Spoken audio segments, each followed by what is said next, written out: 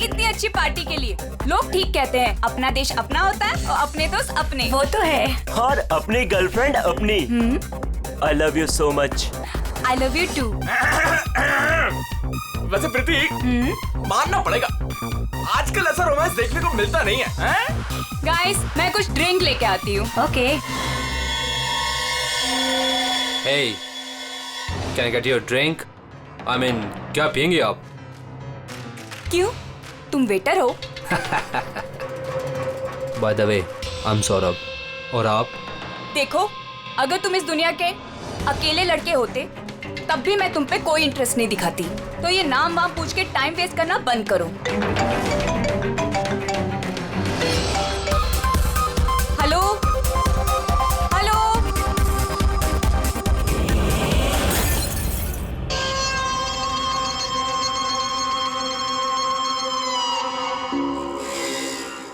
Hello hello, Tanisha, जोर से बोल, कुछ सुनाई नहीं दे रहा है। यहाँ नेटवर्क भी नहीं है। Hello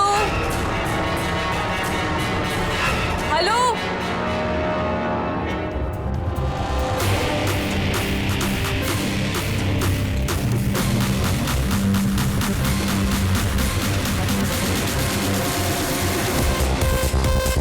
can you hear me? Tanisha, network कैसे चला गया?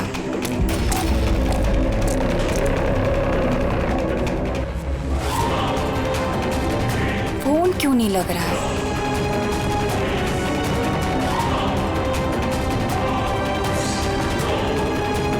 हेलो आयशा, आयशा तुम्हें मेरी आवाज आ रही है?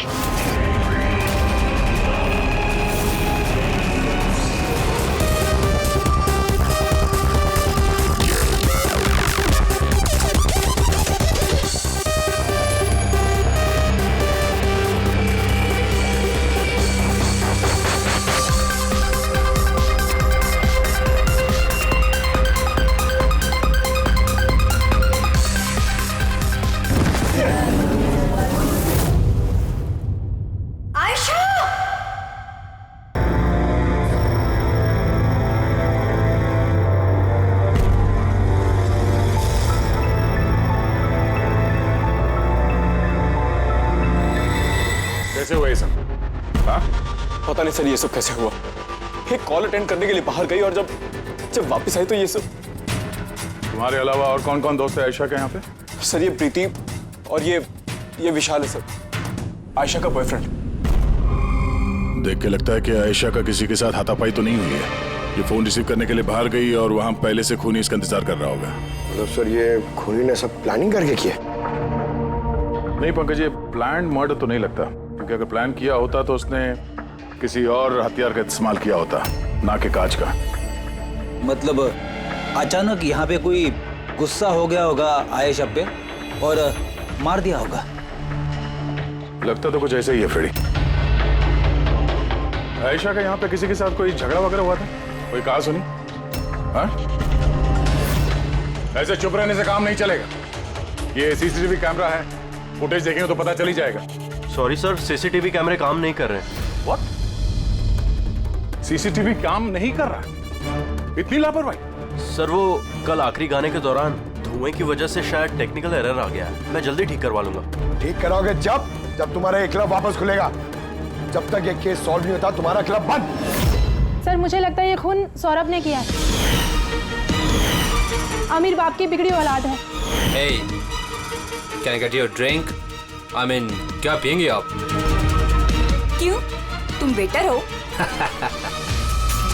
By the way, I'm Saurabh. और आप? देखो, अगर तुम इस दुनिया के अकेले लड़के होते तब भी मैं तुम पे कोई इंटरेस्ट नहीं दिखाती। तो ये नाम वाम पूछ के टाइम वेस्ट करना बंद करो।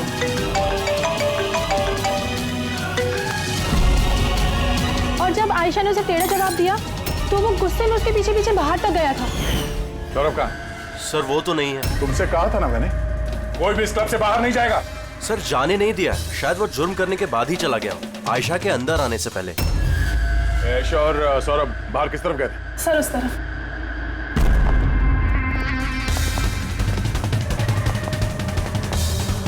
सर तो यहां से आयशा अंदर गई थी। आगे देखते हैं। सर, ये यहाँ भी खून के धब्बे हैं सर। पंकज, नो नो, इतना सारा खून और ये कांच के टुकड़े। लगता है आयशा पे हमला यही हुआ है। सर, और नो, इसकी हालत बहुत खराब है। एम्बुलेंस को फोन करो जल्दी। इस क्लब में इतने सारे लोगों के बीच एक लड़की का खून हो जाता है। बाउंसर्स का अता पता नहीं, सीसीटीवी कैमरा है पर काम नहीं कर रहा। और तो और यहाँ पे किसी ने कुछ होते हुए देखा नहीं है ना। कमाल की बात। आयशा मुझे छोड़कर नहीं जा सकती, हमें आना ही नहीं चाहिए था। विशाल प्लीज अपने आप को दोष मत दो, प्लीज संभालो अपने आप को।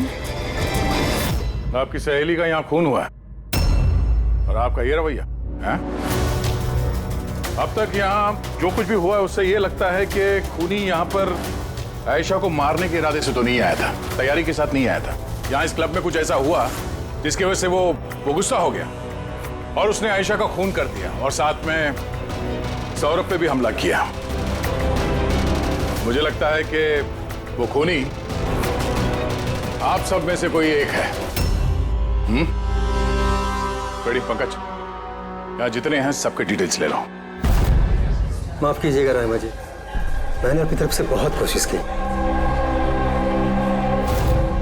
लेकिन अब मैं आपकी और ज्यादा मदद नहीं कर पाऊंगा। इट्स ओके डॉक्टर, आपसे जो कुछ भी बन पड़ता था आपने सब कुछ किया। अब हम इससे ज्यादा और क्या कर सकते हैं?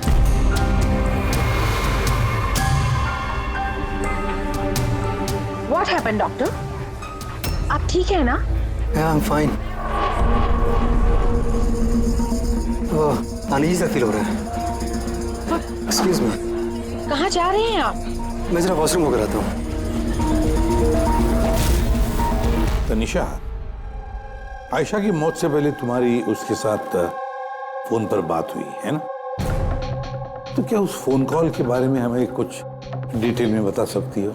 सर, डिस्को में म्यूजिक लाउड होने की वजह से ना मैं ज्यादा कुछ सुन नहीं पाई। हाँ, पर उसको ये कहते हुए सुना। क्या हो रहा है, बता क्यों नहीं रहे हो? दर्द हो रहा है क्या? डॉक्टर के पास लेके जाओ। ये क्या कर रहे हो तुम? मतलब आयशा ये सब उस खूनी से कह रही थी? सर, उससे भी ज्यादा हैरानी की बात तो ये है कि आयशा का खूनी उसे कह रहा था वहां से भागने के लिए। बड़ी अजीब बात है।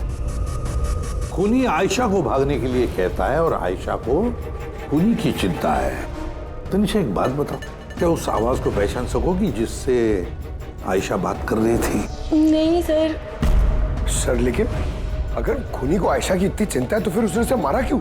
वही तो,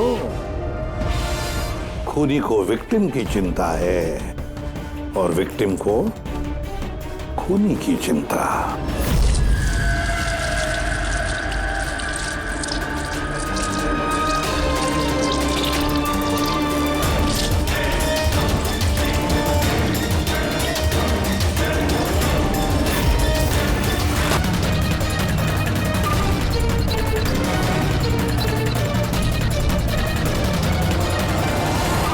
सर, इसके सर पे जो गोली लगी है उसके अलावा इसके पूरे शरीर पे कहीं भी चोट के कोई निशान नहीं है।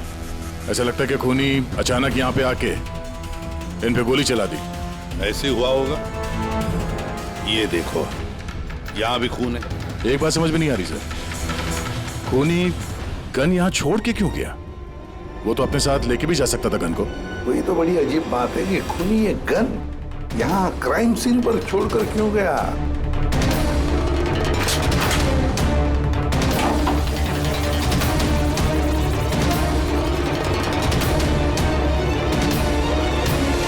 सर,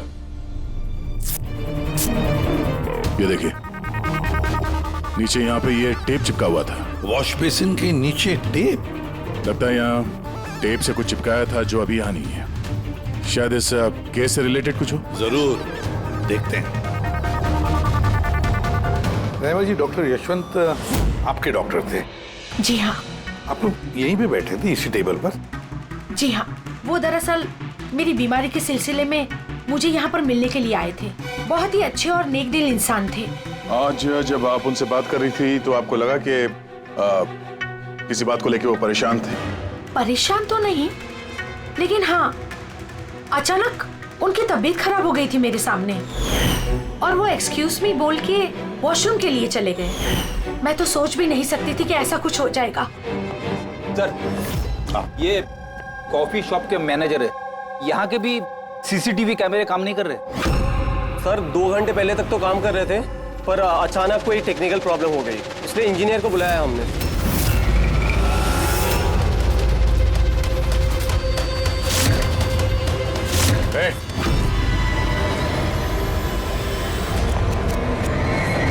रुको जरा यहाँ ना। हेलो सर, कैसे हो आप? मेरा हाल चाल छोड़ो, अपने सुनाओ। तुम दोनों यहाँ क्या कर रहे हो? वो ऐसे ही टहलने आए थे। कॉफी शॉप में टहलने आए थे? कल रात तुम्हारी सहेली का खून हो गया, तुम्हारा दूसरा दोस्त रो रो के उसका बुरा हाल है, और तुम दोनों यहाँ कॉफी शॉप में टहलने आए। तो यहाँ पर भी एक खून हो गया। ये कैसा संयोग है, हैं? सच में संजोगी है सर, क्योंकि हम तो जानते भी नहीं कि डॉक्टर यशवंत है कौन। हेलो, ले आओ उसे ब्यूरो में। ओके जी, okay, thank you very much. पता है पंकज, बहुत सारे लोग थे डिस्को में जब आयशा का खून हुआ, और एक एक का फोन ट्रैक करना कि मर्डर के वक्त आयशा और यशवंत के पास तो नहीं था कोई। ये मेरी तो आंखें दर्द करने लगी है।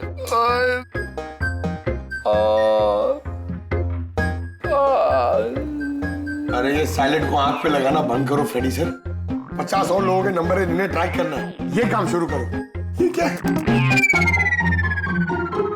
सौरभ, अब कैसी है तबीयत तुम्हारी? शरीर के जख्म तो आज नहीं तो कल ठीक हो जाएंगे सर, लेकिन जो मैंने उस दिन देखा वो शायद जिंदगी भर मेरे दिमाग से कभी भुला नहीं पाऊंगा। ना मैं कल पब जाता और ना ही मुझे आयशा की चीख सुनाई देती। लेकिन आयशा के पीछे पीछे तो तुम गए थे, उसने तुमसे ठीक से बात नहीं की, इसलिए। ये बात सच है सर कि मैं आयशा के पीछे गया, क्योंकि जब मैंने उसे ड्रिंक ऑफर की तो उसने मना कर दिया सर, और इनफैक्ट उसने मेरी इंसल्ट भी की, तो मुझे बहुत बुरा लगा सर, इसलिए मैं उसके पीछे गया।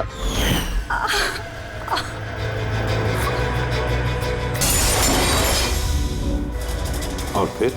मुझे अभी भी याद है कि सर, जब मैंने उसकी कलाई पकड़ी तो बिल्कुल भी नॉर्मल नहीं थी, वो आम इंसानों जैसी कलाई थी ही नहीं। मुझे बिल्कुल अजीब सा एहसास हुआ सर।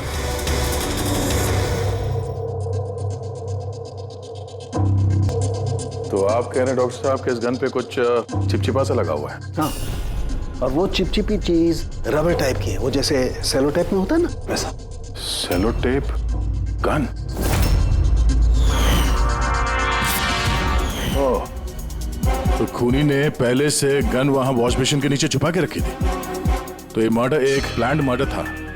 हाँ, लेकिन ये गन जिससे यशवंत का खून हुआ है और ये कांच जिससे आयशा का खून हुआ है, इन दोनों पे भी कोई भी उंगलियों के निशान नहीं मिले। लेकिन भाई, इस कांच के टुकड़े पर एक खास तरीके की कुछ केमिकल लगा हुआ है, जैसे कि वो प्लास्टिक केमिकल। अब ये इस पर क्यों लगा हुआ था, इसका क्या इस्तेमाल है, ये पता लगाना भी बाकी है। लेकिन यही केमिकल इस गन पर भी लगा हुआ है, दोनों पर। डॉक्टर साहब, आप तो कह रहे थे कि इस गन पे वो सेलो टेप का गम लगा हुआ था। वो तो है ही, उसके अलावा ये भी है। उसके अलावा एक केमिकल भी है। और जुबिन का और प्रीति का दोनों क्राइम सीन पे होना कोई सहयोग नहीं था। बिल्कुल, तुम बिल्कुल ठीक कह रहे हो, और तुम्हारी बात ये एक और चीज प्रूव करती है, इन दो, यानी वो केमिकल जिनसे खुशबू आती है। हाँ, यशवंत और आयशा, इन दोनों की लाशों पर एक जैसी खुशबू। इसका मतलब बात साफ है, या तो दोनों एक जैसा परफ्यूम लगाते थे या फिर दोनों का खूनी एक ही था। जनरली एक औरत लेडीज परफ्यूम लगाती है और एक आदमी जेंट्स परफ्यूम। अब ये दोनों एक ही तरह का परफ्यूम लगाए, चांस थोड़ा कम है। यानी इन दोनों का खूनी तो एक ही है।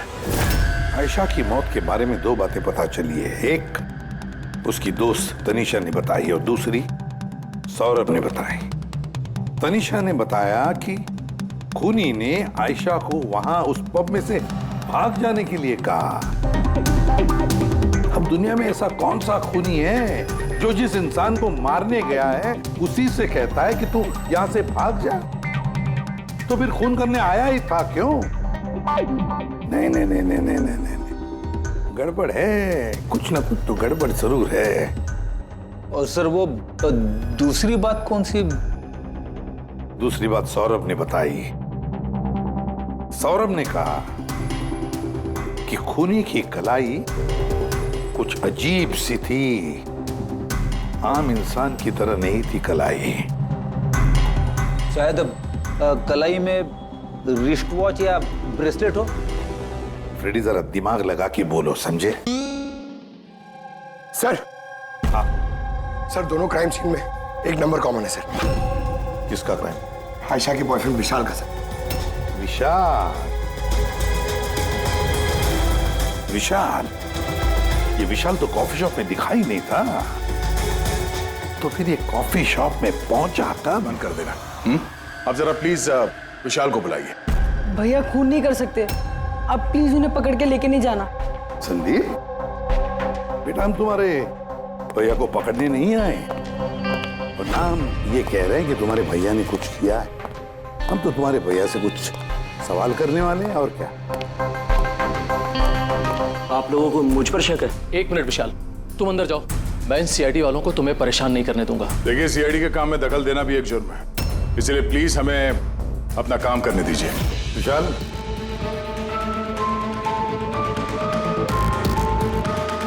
डॉक्टर यशवंत की मौत हुई थी कैफे में और तुम उस वक्त उस कैफे में थे।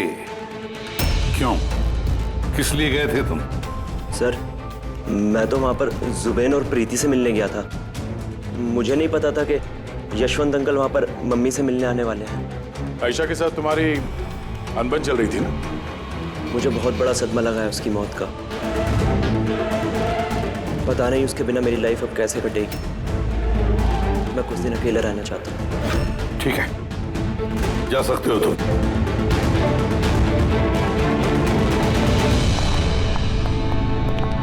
अरे, आप लोग फिर से यहाँ पे भी? कभी कभी अपने घर पे जाते हो कि नहीं? हमेशा विशाल के आसपास ही नजर आते हैं। नहीं सर, ऐसी कोई बात नहीं है। एक्चुअली बहुत उदास है ना आजकल, तो हमने सोचा कि उसके साथ ही रहें। और जिगरी दोस्ती है, हाँ? जुबीन, प्रीति, विशाल, कड़ी नजर रखनी पड़ेगी इन तीनों पर।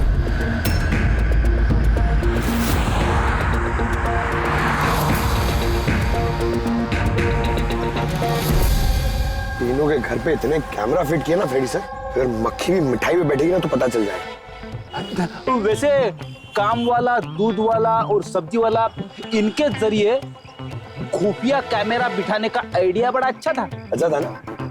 मेरा नहीं था, दया सर का था। अच्छा? हाँ, और उन्होंने हम दोनों को यहाँ बैठा दिया ताकि हम यहाँ का सीसीटीवी फुटेज भी रिकॉर्ड करें।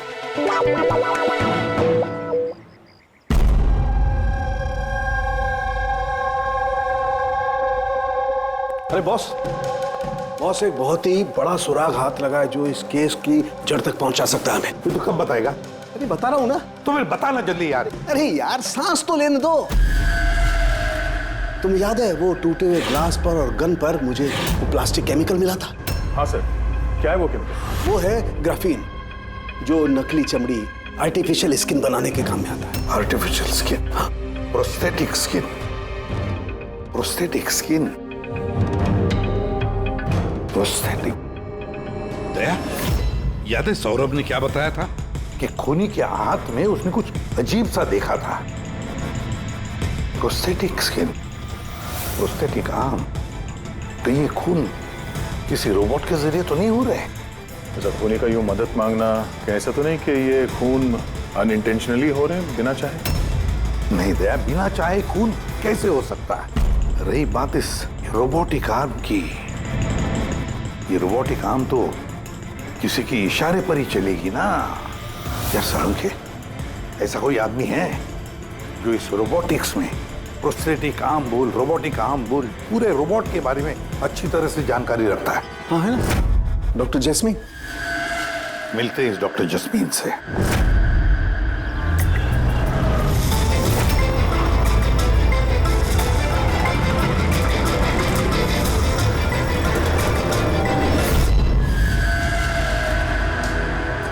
डॉक्टर जस्मीन, हम ये जानना चाहते हैं कि अगर ये ऐसा वाला प्रोस्थेटिक हाथ लगाया हो, रोबोटिक आर्म, तो क्या वो आर्म, वो हाथ किसी दूसरे के इशारे पर काम कर सकता है? मतलब नकली बाजू लगाया गया है ए को, लेकिन इस बाजू से क्या काम करवाना है इसका कंट्रोल ए के पास नहीं बल्कि बी के पास है। क्योंकि हमें शक है कि इस केस में खून अपनी मर्जी से नहीं कर रहा है, कोई और उससे करवा रहा है। सर ये सुनने में जितना मुश्किल है दरअसल नामुमकिन नहीं है। जैनिश, जरा दामिनी को अंदर भेजो। हाँ, वही मरीज जिसका कल टेस्ट हुआ था। मरीज?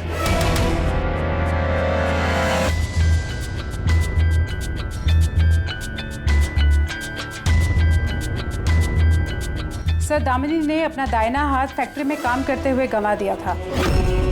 हाँ सर, मशीन में आ गया था मेरा हाथ, इसलिए हमने इसे ये लू काम लगाया है जिसका कंट्रोल इंसानी दिमाग के पास ही है। एक नकली बाजू इंसानी दिमाग के जरिए काम कर रहा है, मगर कैसे? सर, साइंस ने बहुत तरक्की कर ली है। ये योला यानी लूक आर्म अपने आप में एक नया और पहला आविष्कार है। मान लीजिए इसमें एक चिप है, या यूँ कहिए इसमें एक सॉफ्टवेयर है जो इंसान के दिमाग की फ्रीक्वेंसी को पकड़कर ठीक वैसे ही काम करता है जैसे एक नॉर्मल ह्यूमन बीइंग का हैंड, उठना, बैठना, चलना, ये सभी कमांड्स को समझता है। ग्रेट, साइंस ने वाकई बहुत तरक्की की है। वाकई रोबोटिक आर्म।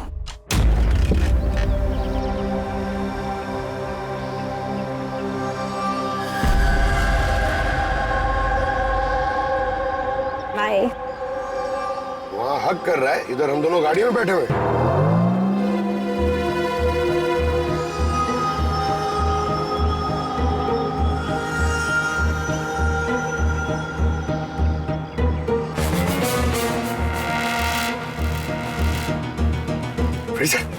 ये विशाल तो प्रीति के घर जा रहा है।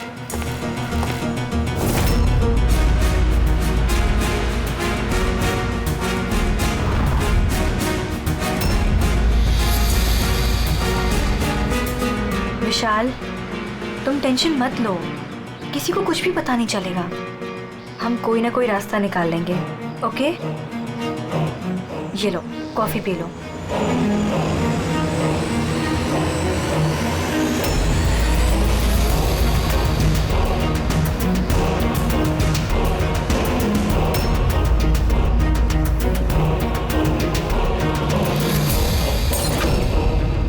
विशाल, Preeti, are you okay? Preeti बाहर।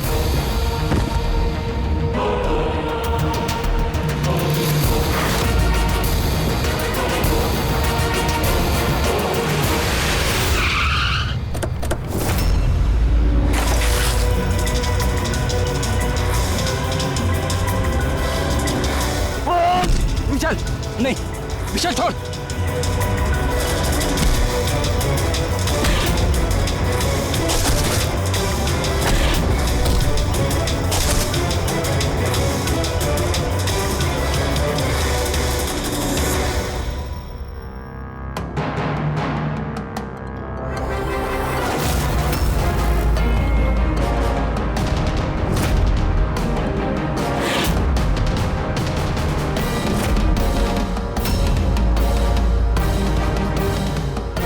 मैं मानता हूं आयशा और डॉक्टर यशवंत का खून मेरे ही हाथ से हुआ था।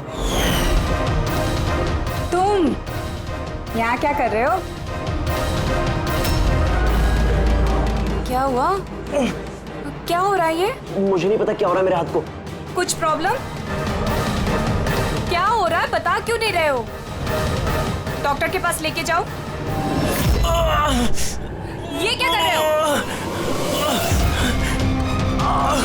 ये क्या कर रहे हो? आयशा भागो यहाँ से, भागो, मैं बोलता हूँ ना भागो।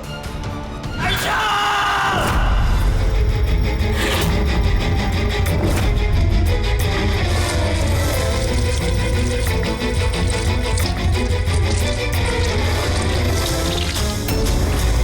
डॉक्टर निकलो यहाँ से। क्या कर रहे हो तुम? मैं क्या करूं सर, मेरे हाथ पर कोई कंट्रोल नहीं। क्या तुम्हारे हाथ पर कंट्रोल ही नहीं रहता? इसका क्या मतलब है? न जाने अचानक कभी कभी क्या हो जाता है। इसीलिए तुमने आयशा को वहां से भाग जाने के लिए कहा? हाँ सर, मैंने आयशा को वहां से भागने के लिए कहा था। आयशा भागो यहाँ से, भागो। और मैंने पूरी कोशिश करी थी कि मैं डॉक्टर यशवंत पर गोली ना चलाऊं। डॉक्टर यहाँ से जाओ। एक बात बताओ, क्यों गए थे तुम कैफे में? मैं वहां पर डॉक्टर यशवंत से अपना हाथ फिक्स कराने गया था और जुबीन, प्रीति मेरी मदद कर रहे थे, क्योंकि मैं अपने घर पर नहीं बता सकता था कि आयशा का मेरे हाथों से खून हुआ। मैं जानता हूं सर, मेरी बात पर यकीन करना बहुत मुश्किल है, लेकिन सच यही है, खून मैंने नहीं बल्कि मेरे हाथ ने किया है। डॉक्टर जस्मीन, ये विशाल जो कह रहा है क्या ये सच है? मेरा मतलब है, क्या ये मुमकिन है कि एक रोबोटिक आर्म अपना ही दिमाग डेवलप करता है और फिर उसी दिमाग को लगा के कुछ भी कर सकता है? चांसेस कम है सर, मगर हाँ, अगर हाथ के अंदर लगे सॉफ्टवेयर को कोई हैक कर ले तो ऐसा हो सकता है। क्या प्रोस्थेटिक हाथ में लगा हुआ सॉफ्टवेयर हैक किया जा सकता है? हाँ दे, हैक हो सकता है, पॉसिबल है। जब हैकर इस नकली हाथ की चिप हैक कर लेता है तो ये नकली हाथ उस आदमी के दिमाग से नहीं चलता जिसके शरीर में ये लगा है, बल्कि ये नकली हाथ चलता है हैकर के दिमाग से। मतलब किसी ने विशाल के इस रोबोटिक आर्म के सॉफ्टवेयर को हैक किया और फिर उससे खून करवाया। सर, इससे अच्छा तो मैं एक बाजू के सहारे ही अपनी जिंदगी काट लूं, जो हाथ दूसरों की जान का दुश्मन बन जाए। ऐसा हाथ मुझे नहीं चाहिए सर। विशाल, एक बात बताओ, जब तुम्हारा ये हाथ तुमसे कहता है कि वो किसी को मारना चाहता है, तब तुम क्या सोचते हो? क्या होता है तुम्हारे दिमाग में? कैसी अवस्था होती है तुम्हारी? सर, 2-3 मिनट लगते हैं। मैं पूरी कोशिश करता हूं अपने हाथ को काबू में करने की, लेकिन 2 मिनट के बाद जीत मेरे हाथ की होती है सर।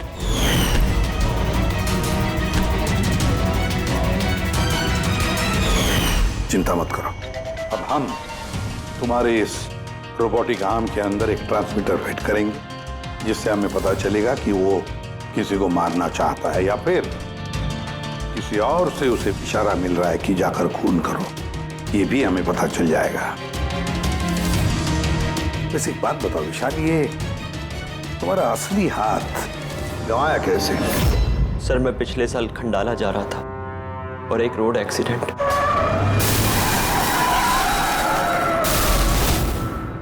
बस। जिंदगी में हमें कई बार इम्तिहान देना पड़ता है।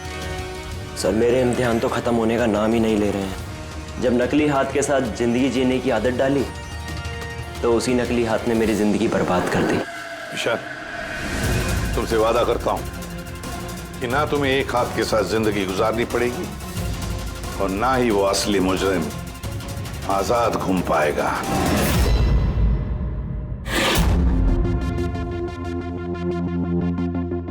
विशाल, मुजरिम ने पहले विशाल से आयशा का खून करवाया। आयशा, जिससे विशाल बेहद प्यार करता था। फिर खून करवाया डॉक्टर यशवंत का, जो विशाल की मदद करते थे। और फिर जान लेनी चाहिए प्रीति की, जो विशाल की दोस्त थी। सारे के सारे विशाल के शुभ चिंतक, सारे के सारे विशाल के आसपास वाले, सब के सब विशाल के करीबी। तो फिर ये मुजरिम कौन हो सकता है? कौन हो सकता है ये मुजरिम? ये भी तो कोई करीबी हो सकता है, विशाल का करीबी। पंकज, विशाल के एक्सीडेंट के सारे डिटेल चाहिए मुझे, सारे के सारे। हेलो सर, मैं जसपाल, कंप्यूटर एक्सपर्ट। जी। कंप्यूटर हैकिंग जानते हो? बड़े से बड़ा कंप्यूटर हो या कोई सर्वर, चुटकियों में हैक कर सकता हूँ। रोबोटिक आर्म का सिस्टम हैक करना है, कर सकोगे? जी सर, बिल्कुल। ये रहे सारी डिटेल्स। हो जाएगा सर, और इसके लिए मैं ट्रेस राउटिंग का यूज करूँगा। Trace routing? जी हाँ सर, इस तकनीक के जरिए विशाल के आसपास के जो भी कंप्यूटर है उन्हें देख सकता हूँ। अक्सर मशीन के आखिरी में जो होस्ट नेम एड्रेस होता है वही हैकर का होता है। अच्छा। और ट्रेस राउटिंग के जरिए हम शहर के किसी भी इलाके में बैठा अगर हैकर होगा तो इजीली पता चल जाएगा। फैंटास्टिक। अब जिस किसी ने भी विशाल के रोबोटिक आर्म का सिस्टम हैक किया, अब हम उसके सिस्टम को हैक करेंगे।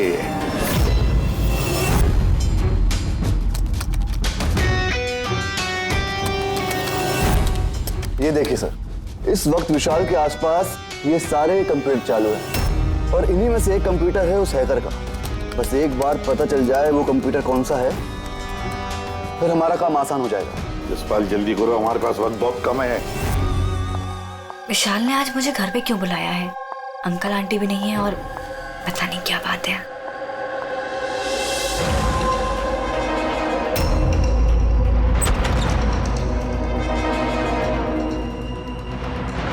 विशाल,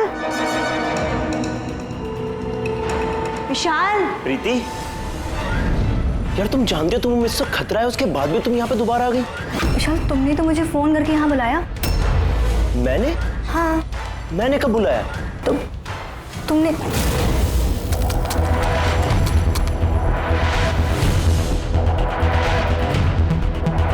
वो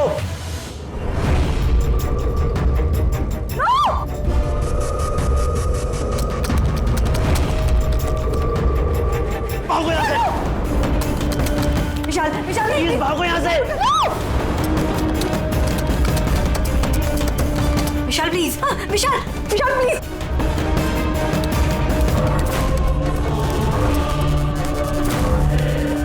यस सर, उस हैकर की लोकेशन मिल गई है।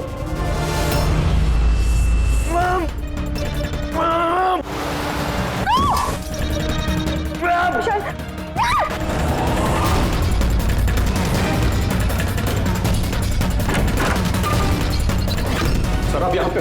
विशाल प्लीज।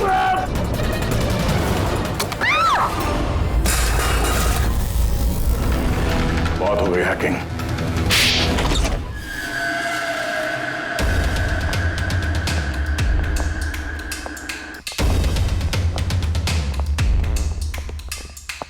फिर आ गए आप लोग।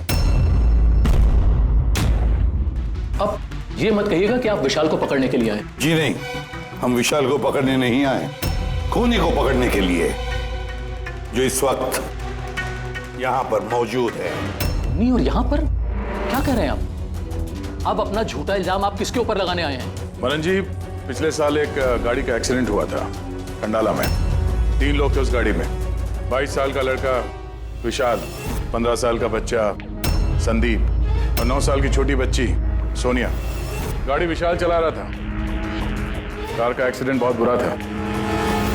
बच्ची सोनिया की जगह पे मौत हो गई और संदीप पैरालाइज हो गया। ये अभी चल नहीं सकता। ये सब आपको कैसे पता चला अंकल? इस एक्सीडेंट में सबसे कम चोट लगी विशाल को। हालांकि जो चोट लगी वो कम नहीं, विशाल को अपना हाथ गंवाना पड़ा। वैसे विशाल आपका सौतेला बेटा है ना? सर विशाल मेरे लिए सगे से भी बढ़कर है सर। आई रिक्वेस्ट यू, आप विशाल के लिए सौतेला शब्द यूज मत कीजिए सर। आई एम सॉरी मनन जी, काश सभी माता पिता आप जैसा विचार करते हैं। काश रहमा जी ऐसा विचार करती है ना रहमा जी। वैसे आपके मन में बहुत गुस्सा है ना विशाल के लिए, क्योंकि विशाल की वजह से आपको अपनी सगी बेटी गंवानी पड़ी और आपका सगा बेटा जिंदगी भर चल फिर नहीं सकता। आप क्या कहना चाहते हैं? हम क्या कहना चाहते हैं वो अभी पता चल जाएगा। पंकज,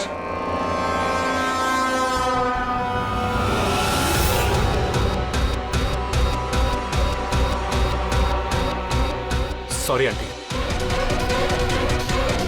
लेकिन मैंने इन्हें सब कुछ बता दिया कि आप ही के कहने पर मैंने ये सब किया।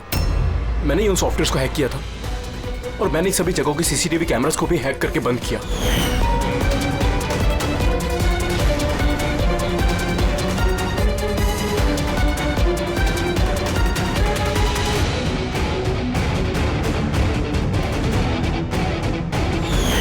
विशाल से बदला लेने के लिए पहले उसकी गर्लफ्रेंड को मारा, उसके बाद उस डॉक्टर को जो विशाल की मदद कर सकता था, उसके बाद प्रीति पर हमला। ये सब करने के लिए मुझे आंटी ने ढेर सारे पैसे दिए थे। सुबीन, तुम इतना गिर जाओगे मैंने कभी नहीं सोचा था। चलिए, सच्चाई अब आप सबके सामने आ ही गई है, तो मैं आप सबको ये भी बता दूं कि मैं तुम्हें मारने के बाद खुद मनन को भी मारने वाली थी, क्योंकि जिस तरह से मेरे अपनों ने चोट खाई है, मैं भी चाहती थी कि विशाल भी उसी दर्द से गुजरे, उसे भी उतनी ही तकलीफ हो। वो एक्सीडेंट था, एक गलती। गलती? तुम्हारी एक गलती की वजह से मेरी पूरी जिंदगी में अंधेरा छा गया। तुमने लापरवाही से गाड़ी चलाई और सजा किसको मिली? मुझे और मेरे बच्चों को। मम्मी, मैंने हमेशा तुम्हें मां नहीं भगवान समझा। अगर ये सब करके तुम्हें सुकून मिल रहा था तो मुझसे एक बार कहा तो होता, मैं अपनी जान दे देता। मुझे तुम्हारी जान नहीं चाहिए थी, मैं तो तुम्हें जीते जी दुख भरी जिंदगी देना चाहती थी। और आप सब मुझे दोष नहीं दे सकते, क्योंकि मैंने जो कुछ भी किया वो मैंने ममता के लिए किया। रहमा जी, मां इतना हल्का शब्द नहीं जो किसी औरत को मुजरिम बना दे। अरे मां तो वो होती है जो सिर्फ अपने ही नहीं दूसरों के बच्चों को ममता, प्यार और स्नेह से देखती है। विशाल भले तुम्हारा सगा बेटा नहीं था, लेकिन बेटा तो था ना, वो तुम्हारे परिवार का हिस्सा था। वो कोई मां अपने बेटे से बदला कैसा ले सकती है? हाँ? वो भी इस तरह का बदला। दो लोगों को जाने गंवाई पड़ी। नहीं रायमा जी, बहुत गलत किया तुमने, बहुत गलत। कानून तुम्हें कभी माफ नहीं करेगा, कभी माफ नहीं करेगा। कड़ी से कड़ी सजा होगी तुम्हें।